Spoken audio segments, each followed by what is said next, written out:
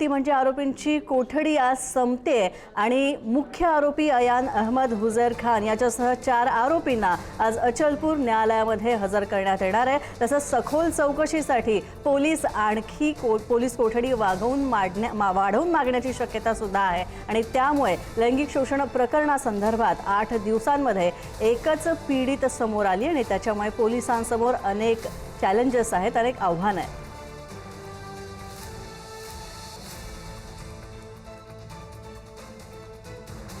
जिल्ह्यातील परतवाडा लैंगिक अत्याचार प्रकरणी मुख्य आरोपीसह 3 आरोपींना 21 एप्रिल पर्यंत पोलीस कोठडी सुनावली होती, ती आज संपते आहे आणि त्यामुळे अमरावती जिल्ह्यातील परतवाडा पोलीस स्टेशन मधील पोलीस कर्मचारी मुख्य आरोपींसह 3 आरोपींना आज अमरावती जिल्ह्यातील अचलपूर न्यायालयात हजर करणार आहेत। आणि त्यापूर्वी जर बघितलं तर परतवाडा पोलीस स्टेशनच्या बाहेर स्थानिक पोलीस आणि आरसीपीचं पथक जे आहे ते तैनात करण्यात आलेलं आहे।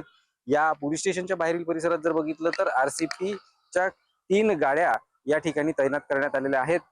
जवळपास 3 ते 3:30 वाजताच्या दरम्यान मुख्य आरोपी आणि त्यासह 3 आरोपींना परतवाडा पोलीस स्टेशन मधून बाहेर काढण्यात येणार आहे आणि त्याला सरळ थेट अचलपूरच्या न्यायालयामध्ये हजर करण्यात येणार आहेत।